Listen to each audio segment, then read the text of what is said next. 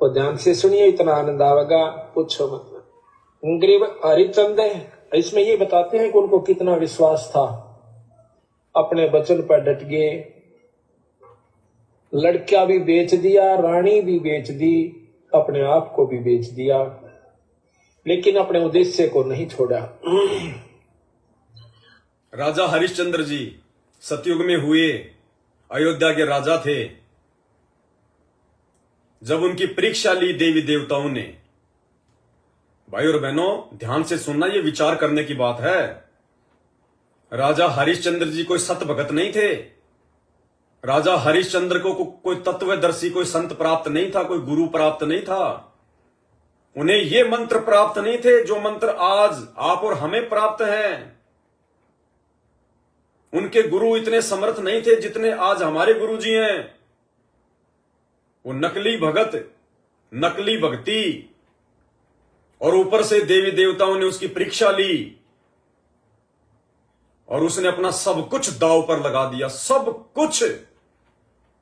राजा था, मिट्टी में मिल गया, अपनी औरत को बेच दिया, अपने बेटे रोहतास को बेच दिया। चक्रवर्ती राजा होने के बावजूद शमशान घाट में नौकरी करने लगा, समय पे खाना भी नहीं, लेकिन अपना वचन तोड़ने की उसने कभी सोची भी नहीं। वचन यानी भक्ति छोड़ने की। जो भी उसको भक्ति प्राप्त थी, जो भी उसके गुरुदेव ने उसको कह रखा था कि प्राण जाए पर वचन न जाए, अपने गुरुदेव की आज्ञा में रहते हुए, अपने गुरुदेव को वचन को निभाते हुए उसने अपना सब कुछ दांव पर लगा दिया। तो आप और हमें तो सत भक्ति प्राप्त है, सत गुरु प्राप्त है। हर प्रकार से परमात्मा हमारा प्रोटेक्शन कर रहा है, अनमोल ज्ञान दे दिया, उच्च कोटि का ज्ञान दे दिया, इतना विश्वास भर दिया। और उसके बाद हम अपने घर में छोटी छोटी बातों को लेके सास ससुर के दबाव को सहन नहीं कर सकते, अपने पति के दबाव को सहन नहीं कर सकते, छोटी छोटी बातों को लेके मनमुटाव कर लेते हैं, छोटी छोटी बातों को लेके राग द्वेष और ईर्ष्या पैदा कर लेते हैं। थोड़ी सी परेशानी आ जाए, बच्चे की उंगली का नाखून भी उतर जाए तो शाम को आरती नहीं करते,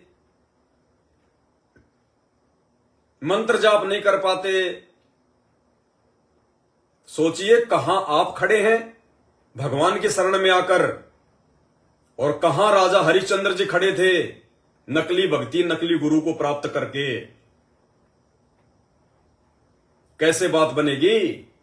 कितना दृढ़ होना पड़ेगा, कितनी हिम्मत लानी पड़ेगी अपने अंदर। राजा ने क्या क्या छोड़ दिया, और हमसे तो परमात्मा को छुड़वा भी नहीं रहा, हमें तो दे रहा परमात्मा। जो सुख हमारे भाग्य में नहीं थे नाम दीक्षा से पहले, जिन रोगों ने हमें घेरना था नाम दीक्षा से पहले, जिन घटनाओं में हमारा अंग भंग होना था नाम दीक्षा से पहले, आज परमात्मा ने उन सभी मुसीबतों से हमें बाहर निकाल दिया और महसूस करवा दिया कि यदि आज तुम मेरी शरण में नहीं होते तुम्हारे साथ में क्या बीतने वाली थी। उसके बावजूद भी हम लोग छोटी छोटी बातों पे विश्वास नहीं कर पा रहे, छोटी छोटी बातों पे अपने दिल को छोटा कर लेते, मायूस हो जाते हैं, भक्ति और भगवान में दोष निकालना शुरू कर देते हैं। ध्यान से सुनो। तो यहां पर हरिश्चंद्र जी की कथा गरीबदास जी ने लिखी है, और ध्यान से सुनिए, इतना आनंद आवेगा पूछो मत। गरीब हरिचंद है, इसमें ये बताते हैं कि उनको कितना विश्वास था, अपने वचन पर डट गए। लड़का भी बेच दिया, रानी भी बेच दी, अपने आप को भी बेच दिया, लेकिन अपने उद्देश्य को नहीं छोड़ा। गरीब हरिचंद हरि हे तम अयोध्या नगरी रहते, सतयुग सिंध समाद बचन सद ही सत कहते। हरिश्चंद्र जी सतयुग के अंदर हुए हैं, और वो अपने सत के वचन बोला करते, सत पर रहा करती थी, असत बात नहीं कहा करते, बड़े दानी थे। ग्रीव स्वर नर मुनि जन देव सकल मन नाही भाया, सब मुनि करी फैलाद सुनो तुम्हें तेरे भवन राया। राजा हरिश्चंद्र के इस प्रकार के भक्ति भाव को देखकर, उसकी दृढ़ता को देखकर, उसके दान वाले रूप को देखकर, दानी था वो, अपने सत पे था, तो परमात्मा कहते हैं देवी देवताओं से रहा नहीं गया, ईर्ष्या करने लग गए, द्वेष करने लग गए, और सारे देवता इकट्ठे होकर विष्णु जी के पास गए, क्योंकि वो विष्णु जी के उपासक थे, विष्णु जी के भगत थे। तो भाई और बहनों, इसी प्रकार से जब आज हम ये सत भक्ति कर रहे हैं,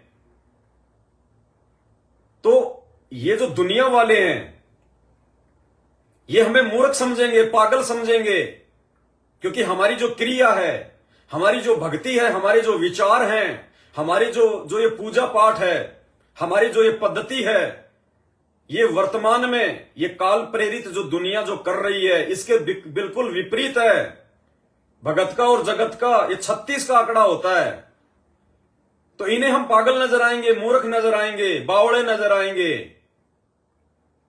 परमात्मा कहते हैं अकल अलूणे दीखते, अकल अलूणे यानी बिल्कुल पागल, बेअकले, अकल अलूणे दीखते ये सर्व अकल के मूल। लेकिन आध्यात्मिक दृष्टि से देखें तो जो बुद्धि संत रामपाल जी के भक्तों के पास में है वो किसी के पास नहीं है।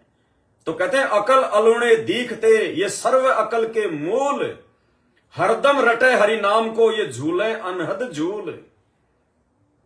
तो दुनिया वालों को तो हम ऐसे मूर्ख से नजर आएंगे, लेकिन ऊपर जो देवी देवता हैं, जो बड़े बड़े जो पदों पर आसीन हैं, उनको पता है कि ये कौन है, ये तुम्हारा राज्य खा जाएंगे अगर इनकी भक्ति सफल हो गई, अगर इनके यज्ञ सफल होते रहे, ये तुम्हारी देवपदियां छीन लेंगे। क्योंकि उनको इस बात का नहीं पता कि ये सतलोक की भक्ति कर रहे हैं।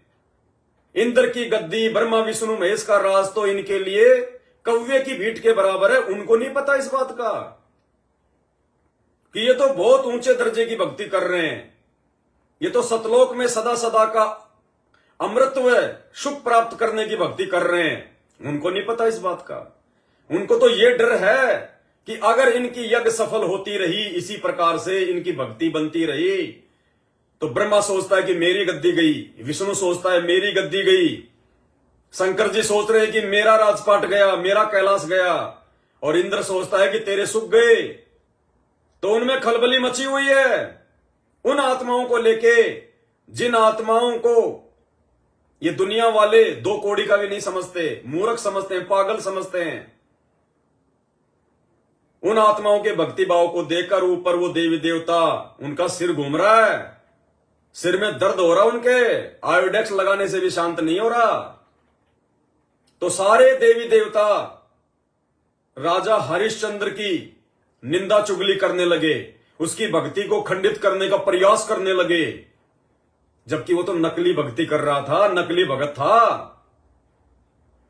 और जब सत भक्ति करेंगे, असली भक्ति करेंगे, तो ऊपर क्या रिएक्शन चल रहा होगा, ये सोचने की बात है। तो सारे देवी देवता ईर्ष्या करने लग गए राजा हरिश्चंद्र जी से। जन देव सकल मन नाही बोला करते, सत पर रहा करती थी, असत बात नहीं कहा करते, बड़े दानी थे। ग्रीव स्वर नर मुनि जन देव सकल मन नाही भाया, सब मुनि करी फैलाद सुनो तुम्हें तेरे भवन राया। इतनी अच्छी कीर्ति राजा हरिश्चंद्र की होगी थी कि वो देवता लोग भी उससे यानी जीलियसी करने लागे, द्वेष रख कर लिया। तो वो विष्णु भगवान के पास जाकर कहते हैं कि महाराज, एक हरिश्चंद्र नाम का मृतमंडल के राजा है, मृतमंडल में अयोध्या नगरी में राज करता है। तो वो कहते हैं सत नहीं छोड़ता, हम उसकी परीक्षा लेना चाहते हैं। परीक्षा ग्रीव स्वर नर मुनि जन देव सकल ना भाया, सब मुनि करी फैलाद सुनो तुम त्रिभुवन राया। ग्रीव सत बाकै सत ही कह है, ये सत ही पूजा ध्यान, सत ही सारा कर्म है, सत के चले विमान। ग्रीव स्वर नर मुनि जन देव फैलाद लगाई भारी, सुनो विशंबर नाथ हरि चंद्र हैं अधिकारी। गरीब कहे विशंबर नाथ सुनो क्या कीजय देवा, वह कहे विशंबर नाथ सुनो क्या कीजिए देवा। जब सारे के सारे देवी देवता दुखी होके भयभीत होकर कि जाएगा तुम्हारा राजपाट, और विष्णु जी के पास गए, तो विष्णु जी क्या कह रहे हैं कि सुन लो भाई देवी देवताओं, तुम्हारी मौज तुम्हारी मर्जी, ले लो मेरे भगत की परीक्षा, कर लो उसको परेशान, कर लो उसको दुखी, लेकिन एक बात ध्यान रखना, तुम उसके सत को नहीं तोड़ पाओगे, क्योंकि वो मेरा भगत है। क्या कहा विष्णु जी ने? तुमने जो बदी करनी है तुम कर लो उसके साथ, जो परीक्षा लेनी है ले लो, लेकिन मैं तुम्हें पहले कह रहा हूं कि वो मेरा भगत है, तुम उसके सत को नहीं तोड़ पाओगे, उसको झुका नहीं पाओगे, उसको भक्ति से दूर नहीं कर पाओगे। ध्यान से सुनिए। नाथ हरि चंद्र हैं अधिकारी, गरीब कहें विशंबर नाथ सुनो क्या कीजय देवा, वह हरिचंद्र सतलीन करते हैं सब की ही सेवा। गरीब हरिश्चंद्र का पति व्रत टर नहीं टारा, वह सतवादी संत रहे। गरीब हरिश्चंद्र का पतिव्रत टर ना टारा भाई, वो सतवादी संत रहे हमारी शरणाई। राजा हरिश्चंद्र मेरी शरण के अंदर है भाई, वो सत नहीं छोड़ सकते। गरीब बोलत है ऋषि देव जात है हमारी पदई, सुनो सहस बुझ नाथ करत हैं हम उनकी बदई। इंद्र जी कहते हैं कि मेरी पदवी जाएगी महाराज, अगर वो इस सत पर डटा रहा और देवताओं की पदवी उसको देनी पड़ेगी, तो हम उसके साथ बदई करेंगे, हम उसके साथ तो है ना खेचातान करेंगे, उसके सत को तोड़ेंगे।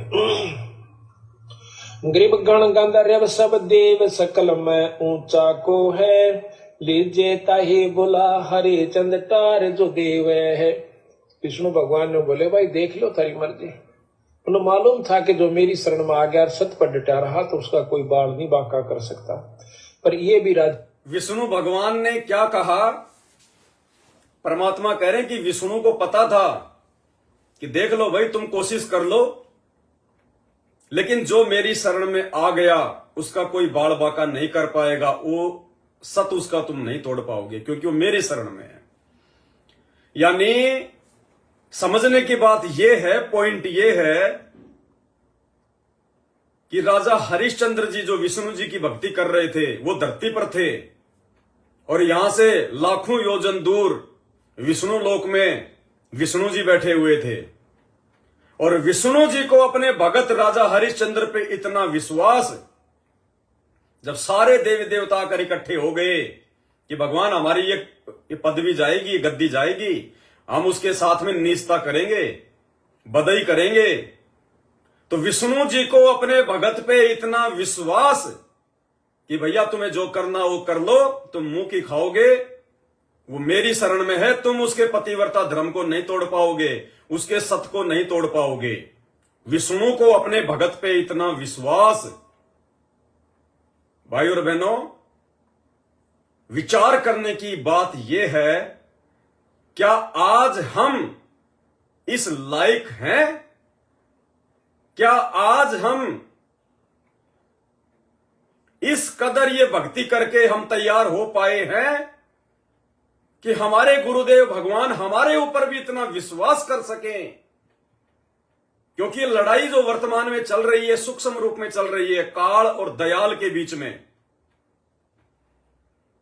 अरे ये जो पृथ्वी लोक है ये एक शतरंज का पाड़ा है, ये शतरंज की सीट है, या यूं समझ लीजिए कि ये जो पृथ्वी लोक है ये एक फुटबॉल का मैदान है, और इस मैदान में दो खिलाड़ी हैं, एक काल और एक दयाल। और वो जो फुटबॉल है जिसको आधार बना के वो खेलते हैं, वो फुटबॉल है हम आत्माएं। तो इस समय धरती पर काल और दयाल के बीच में यह आध्यात्मिक सूक्ष्म खेल, सूक्ष्म लड़ाई चल रही है, भयंकर। काल हमें तोड़ने का प्रयास कर रहा है, परमात्मा हमें बचाने का प्रयास कर रहा है। और ठीक इसी प्रकार से सूक्ष्म रूप में काल अपनी आत्माओं के अंदर, अपने एजेंटों में, अपने दूतों में कुप्रेरणा करके आप और हमें तोड़ने का प्रयास करेगा। जैसे काल ने इंद्र के माध्यम से देवी देवताओं को प्रेरणा करके और आगे राजा हरिश्चंद्र की परीक्षा लेंगे। ये खेल चल रहा है वर्तमान में। तो क्या आप और हम आत्माएं राजा हरिश्चंद्र की तरह इतने दृढ़ हैं कि हम अपने गुरुदेव भगवान को यह विश्वास दिला सकें और हमारे गुरुदेव भगवान उस काल को यह कह सके सीना ठोक के कि भैया तुझे जो करना है तू कर ले, तू मेरी आत्माओं को टस से मस नहीं कर पाएगा, तू मेरे एक भी भगत को तोड़ नहीं पाएगा, तू मेरे भगत को मेरे से डगमग नहीं कर पाएगा, क्योंकि वो मेरी शरण में है, वो मेरे भगत हैं। भले तू खुश हो ले, लेकिन तू मेरे भगत को तोड़ नहीं पाएगा, उसके पतिव्रता धर्म को खंडित नहीं कर पाएगा, उसके सत्य को नहीं तोड़ पाएगा। क्या राजा हरिश्चंद्र जी की तरह आप और हम संत रामपाल जी के भगत इस लायक हैं? क्या हमने इस ज्ञान को इस कदर समझ लिया है? क्या हम अपने सत्य पर इस कदर अडिग हैं कि वो काल हमें किसी भी घटिया कर्म से, कुकर्म से तोड़ ना सके? लेकिन 90%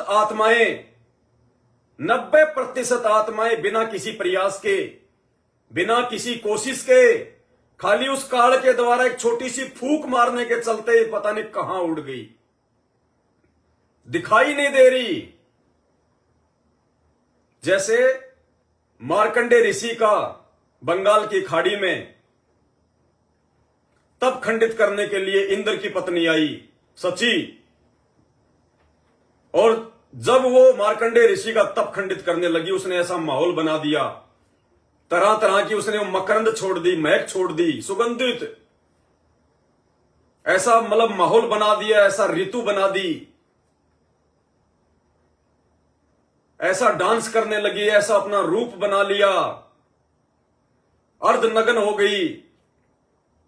तो गुरुदेव ने क्या बताया कि उसके इस रूप को देखकर, उसके इस सौंदर्य को देखकर, उसके चाल चलन, उसके इशारों को देखकर, यानी देसी भाषा में कहें तो उसका सेक्सी अंदाज, सेक्सी, क्योंकि उसने तो खंडित करना था, कुछ भी, इंद्र का आदेश था, कुछ भी करना पड़े, नंगी होना पड़े, और अंत में हो भी गई थी।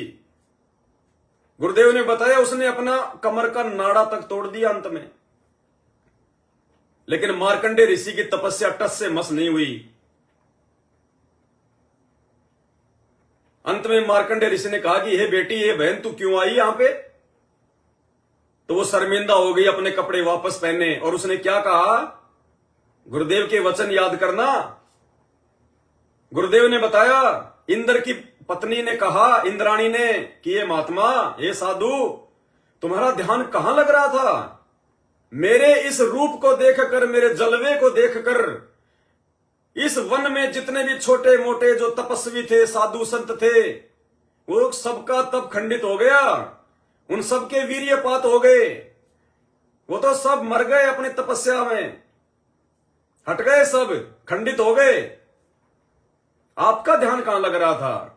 तो भाइयों और बहनों, जब दयाल और काल के बीच में लड़ाई चल रही है सन 2014 से, जब से गुरुदेव भगवान जेल गए हैं, तब से आज वर्तमान समय तक काल और दयाल के बीच में आत्माओं को लेके सूक्ष्म लड़ाई चल रही है, सूक्ष्म। तो काल ने जैसे ही आत्माओं को तोड़ने का पहला प्रयास किया, हल्का सा प्रयास किया, उस हल्के से प्रयास में सतलोक आश्रम मैनेजमेंट हरियाणा से जुड़े हुए 90% हमारे भगत भाई बहन उस जंगल के तपस्वियों की तरह खंडित हो गए।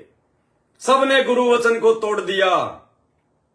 सन 2019 में छोटा सा मैसेज, एक पीला पर्चा, काल प्रेरणा से काल के एजेंट सतलोक आश्रम मैनेजमेंट हरियाणा गुरुदेव के कलयुगी परिवार इन कोऑर्डिनेटरों ने निकाला कि जय बंदी छोड़ की सतगुरुदेव जी का जेल से आदेश है कि हमने कांग्रेस सरकार को सपोर्ट करना है, हरियाणा में भूपेंद्र सिंह हुड्डा को वोट देना है, सपोर्ट करना है, बीजेपी को हमने उखाड़ फेंकना है।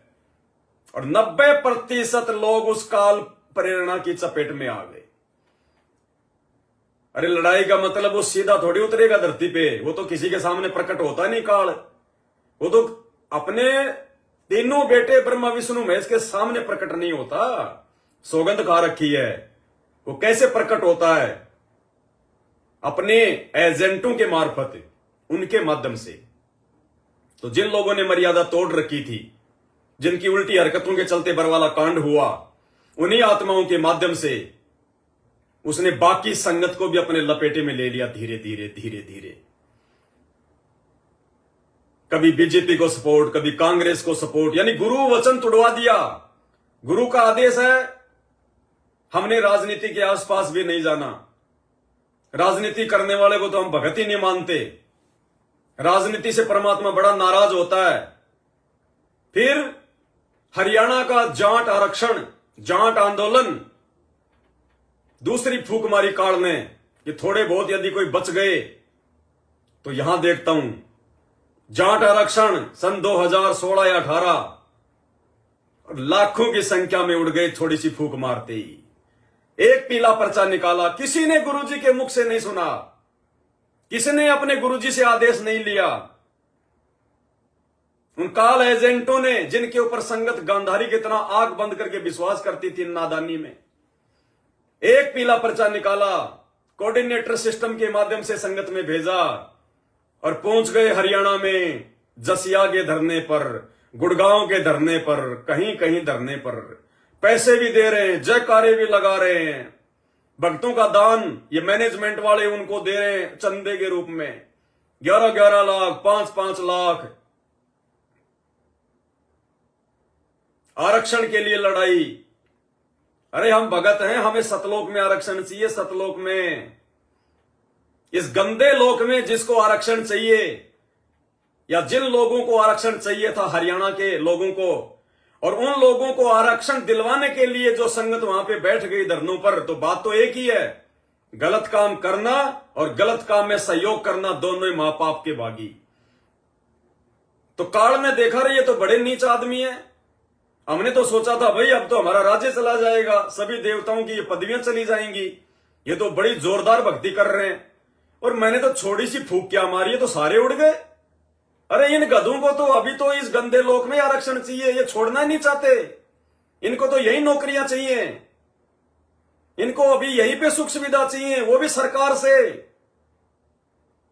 तो काल ने देखा ये तो मेरे वालों से भी गए बीते, मेरे वालों से भी गए गुजरे, ये सतलोक में क्या खाक जाएंगे जब इनको इस गंदे लोक में ही आरक्षण चाहिए। ये तो यहीं रहने की इच्छा व्यक्त कर रहे हैं, यही सारी सुख सुविधाएं प्राप्त करने की इच्छा व्यक्त कर रहे हैं। तो काल को प्रयास ही नहीं करना पड़ा, हल्का सा जाल बिछाया।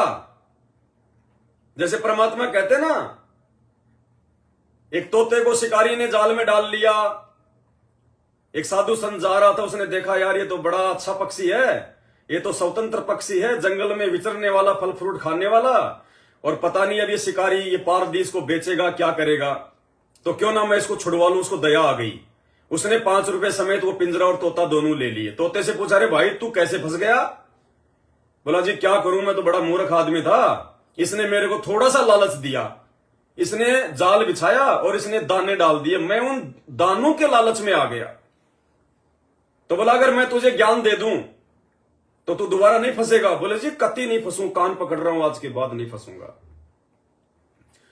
तो बोला सुन मेरा ज्ञान, शिकारी आएगा, जाल बिछाएगा, दाना डालेगा, हम दाना खाएंगे नहीं तो फंसेंगे नहीं। उसको रटा दिया और बोला देख तेरे जितने भी भाई हैं जो जंगल में रह रहे हैं उनको भी जाके रटा देना, यही ज्ञान देना, और अब की बार मत फंस जाना। बोला जी बिल्कुल नहीं फंसूंगा, कान पकड़ता हूं, आप तो बहुत अच्छी मेहरबानी कर दी मेरे ऊपर। संत जी ने तोते को स्वतंत्र कर दिया, चला गया अपने यार दोस्तों में, और कहां जाएगा, अपनी बस्ती में चला गया। बाकी तोते बोले रे कहां चला गया था तू, छूट के कैसे आ गया, तेरे को तो पकड़ ले गए थे, हमने सोचा मार दिया होगा तेरे को। तो बोले क्या बताऊं, ऐसे ऐसे एक परम दयालु महात्मा मिल गए भाई, उन्होंने मुझे ऐसे ऐसे समझाया, और अब मुझे उन्होंने एक ऐसा मंत्र दे दिया कि अब हम जाल में नहीं फंसेंगे। बोले यार हमें भी बता। बोले लो, सबको रटा दिया।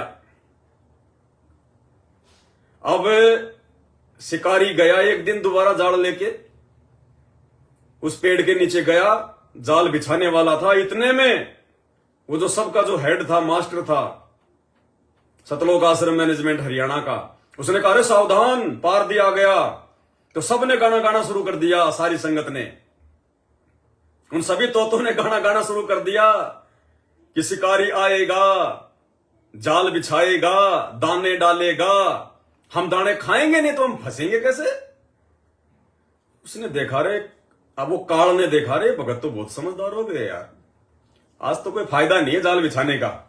फिर भी शौचालय आया हूं तो जाल बिछाई दू, तोता नहीं फंसेगा तो कोई कबूतर फंस जाएगा, कोई चिड़िया फंसेगी, खाली तो क्या जाऊं, जाल बिछा दिया।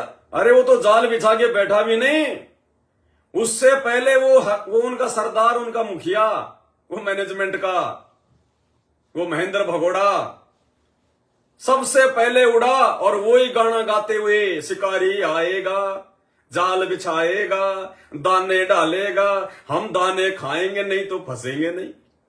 और पीछे पीछे उसके सारे वो चेले चपाटे, वो संगत पीछे पीछे है, वो ही गाना गा रही है, और धड़ाधड़ धड़ाधड़ धड़ाधड़ धड़ाधड़ दाने पे टूट पड़े और जाल में फंस गए। शिकारी ने देखा रे मूर्ख, ये तो खाली बांडे हैं, ये तो खाली भौंकने के हैं, इनकी समझ में कुछ नहीं आया, करके इकट्ठा चल पड़ा। और जाल में फंसे फंसे भी वही गीत गा रहे हैं कि शिकारी आएगा, दाना डालेगा, जाल बिछाएगा, हम दाना खाएंगे नहीं तो फंसेंगे नहीं। करते रहो, बांटते रहो, शिकारी ले गया। तो भाई और बहनों, ये बन गई इस संगत के साथ। काल ने देखा भाई इनको तो तत्व ज्ञान मिल गया, और भाई ये नहीं फंसने वाले अब बिल्कुल भी, इनको तो सर्वश्रेष्ठ ज्ञान मिल गया। फिर भी काल ने देखा रहा थोड़ा प्रयास तो करता हूं, ये नहीं फंसेंगे तो कोई और फंस जाएगा, कोई नालायक फंस जाएगा। तो काल ने एक राजनीति रूपी जाल फैलाया संगत में, और भाई जैसे वो जाल फैलाया, ओहो हो, वो सबसे बड़ा तोता, ओहो ट्याऊ ट्याऊ ट्याऊ ट्याऊ करता हुआ अपने स्वार्थ के लिए, अपने आश्रम चलाने के लिए उन राजनेताओं की चापलूसी करता हुआ, और बाकी संगत को एक पीले पर्चे के माध्यम से वो गीत रटा दिया कि गुरुजी का आदेश, गुरुजी का आदेश, हमने कांग्रेस सरकार को वोट देना है, जो कांग्रेस को वोट नहीं देगा उसका नाम ही शुद्ध नहीं होगा। और वो बाकी तोते वो गीत भी गा रहे हैं, 3 समय की आरती भी कर रहे हैं, मंत्र भी कर रहे हैं, दंडोत भी कर रहे हैं, और उन रैलियों में उन काल के एजेंटों का साथ भी दे रहे हैं, धरनों पे जाके बैठ भी रहे हैं, अपना दान बर्बाद भी करवा रहे हैं। अब काल ने देखा रही है तो महाभोंदू है, तो फिर दूसरा जाल फैलाया काल ने, रक्तदान और दे दान का, दे धड़ाधड़ रिकॉर्ड बनाने में लग गए। मैंने 5 बार दे दिया, मैंने 6 बार दे दिया, और जब खुद को जरूरत पड़ी हॉस्पिटलों में तो 1 यूनिट भी नहीं मिला। लोगों ने पैसे कमा लिए उस खून से, बेच बेच के प्राइवेट हॉस्पिटलों को, ब्लड बैंकों को, और वो मूर्ख बन गए। फिर और तरह तरह के, कभी बीजेपी के लिए, अभी बीजेपी के लिए 2023 में जाल फैलाया था, फंस गए। ये विश्वास राजा हरिश्चंद्र की तरह गुरुदेव भगवान को केवल उनके सत्सेवक बच्चों ने दिलाया, और काल ने कहा कि जो मेरा होगा, देखो एग्रीमेंट तो हुआ था ना परमात्मा का। काल ने क्या कहा था कि परमात्मा आप नीचे जाओगे, इनको ज्ञान दोगे, हे मालिक आप अपना ज्ञान देना, अपना विधान बताना, अपनी मर्यादा बताना, बचने और फंसने के तरीके बताना, लेकिन आप जबरदस्ती ना करना। जो आपसे इतना ज्ञान सुनकर भी जो आपके वचन में ना चले, परमात्मा उसको मेरे लिए छोड़ देना। तो मालिक बोले तथास्तु। तो काल तो उस एग्रीमेंट के अनुसार भैया जाल फैला रहा है 2014 से, और इस जाल में फंसने से केवल सत्सेवक बचे, साथ संगत वाले भाई बहन बचे। केवल सत्सेवकों ने, साथ संगत से जुड़े हुए भाई बहनों ने परमात्मा को उस काल के सामने खड़ा रहने के लिए, उस काल के सामने ये कहने के लिए कि जा ले ले परीक्षा, तुड़वा दे मर्यादा, चला दे तू अज्ञान और पाखंड की आंधी। जो मेरा होगा वो टस से मस नहीं होगा, और जो टस से मस हो जाएगा वो नकली है, वो कच्चा हीरा है, उसको तू ले जाना, वो मेरे किसी काम का नहीं, वो कच्चा माल है, वो कबाड़ी के यहां पड़ा रहेगा। तो राजा हरिश्चंद्र की तरह केवल सत्सेवक भाई बहनों ने दृढ़ता दिखाई, केवल सत्सेवक भाई बहनों ने परमात्मा को यह कहने के लिए उसके सामने खड़ा रखा कि भैया जाओ ले लो परीक्षा, काल तैने जो करना कर ले, कितना पाखंड फैला दे, कितनी भी अज्ञान की आंधी चला दे, कैसा भी कुचक्कर चला दे, चाहे आरक्षण का, चाहे राजनीति का, चाहे रक्तदान का, चाहे देदान का, चाहे झूठे ज्योति पाठ का। गरीबदास जी महाराज जी की वाणियों की आड़ में पाठ पाठ पाठ पाठ। आज तक इन आश्रमों में कभी सत्संग के नाम पे संगत को नहीं बुलाया, बुलाया हो तो बता देना। हमेशा पाठ के नाम पे, हमेशा पाठ के नाम पे। कभी वो कबीर जी का जन्मदिन, कभी फलाने का मरण दिन, कभी उसका प्रकट दिवस, कभी उसका अवतरण दिवस, कभी उसका बोध दिवस। पाठ पाठ पाठ। और उस पाठ के पैसों से फिर काल ने चक्कर चलाया, तीसरा जाल फैलाया। अब उन पाठ के पैसों से काल को पता था कि इन्होंने कुपात्रों को पैसा दिया है जी भर के इन आश्रमों में, अब पैसे का दुरुपयोग करवाऊंगा तो उनकी मर्यादा टूटेगी। तो धनाना गांव में 50 लाख रुपए का बैडमिंटन का स्टेडियम बना दिया, और गुरुजी को कह रहा कि देख ले, तू क्या बोला, तू क्या पाठ पढ़ा रहा था इनको कि बच्चों मोबाइल में वीडियो गेम भी नहीं देखना। जो मेरा भगत है मोबाइल में वीडियो गेम भी नहीं देखेगा, कोई ताश खेल रहा है तो देखेगा भी नहीं तो मर्यादा खंडित हो जाएगी, सहयोग भी नहीं करना। देख तू इनको क्या ज्ञान पढ़ा रहा था 1994 से, गांव गांव जाकर, लोगों की गालियां खाकर, पुलिस वालों के डंडे खाकर, जेल में यातनाएं सहन करके। देख तूने क्या समझाया था इनको दिन रात, है? तूने तोते की तरह इनको रटाया था ना कि गेम नहीं खेलना, वीडियो गेम नहीं खेलना, क्रिकेट नहीं खेलना, बैडमिंटन नहीं खेलना, ताश नहीं खेलना, देखना भी नहीं। और देख तूने तो 28 साल समझाया और तेरी एक नहीं मानी, और मैंने जरा सा मेरे एजेंटों के माध्यम से एक पीला पर्चा निकलवाया, और देख तेरे वचन को तुड़वाकर तेरे ही इन चेले चपाटों से मैंने धनाना गांव में 50 लाख रुपए का बैडमिंटन का स्टेडियम बनवा दिया। देख तेरे मुंह पे मैंने थप्पड़ मार दिया। अरे कितना नाराज हुआ होगा गुरु, उन आत्माओं से कितना नाराज हुआ होगा गुरु, उस काल के सामने कितना शर्मिंदा हुआ होगा गुरु। जिन बातन से गुरु दुख पावे, तिन बातों को दूर भगावे। फिर थोड़े दिन बाद देख मैं धनाना गांव में उसी स्टेडियम में कबड्डी का मैच करवा रहा हूं, कबड्डी का। और देख तेरे नाक के नीचे 31,000 रुपए तेरे बड़े बेटे से, वीरेंद्र जाटान से, तेरे बड़े बेटे वीरेंद्र से देख 31,000 रुपए कबड्डी की टीम को दिलवाऊंगा। और दे दिए।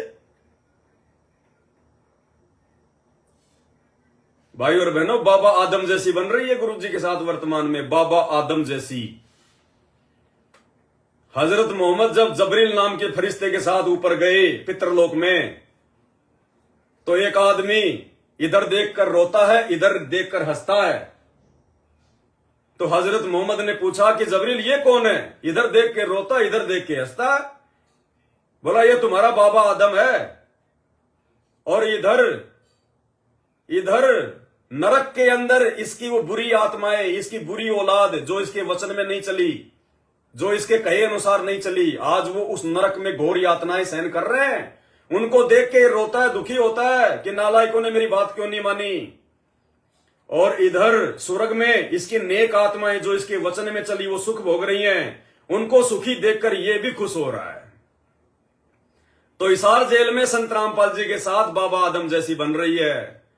जब इन सतलोक आश्रम मैनेजमेंट हरियाणा वालों के कुक्रम देखता है, ज्ञान विरुद्ध हरकतें देखता है कि नालायक रोज मेरा वचन तोड़ रहे हैं, रोज दुखी कर रहे हैं, नरक में जाने की तैयारी कर रहे हैं, परमात्मा मायूस दुखी। और इधर जब सात संगतियां देखता है, गुरु की महिमा सुनता है, घर घर में आश्रम बन गए, घर घर में भोग लग रहे हैं, ज्ञान आधार से भक्ति हो रही है, गुरु को भगवान मान लिया, खुद भी दृढ़ता से आगे बढ़ रहे हैं, भाई बहनों को भी बढ़ा रहे हैं, तो इधर देख के परमात्मा प्रसन्न होता है।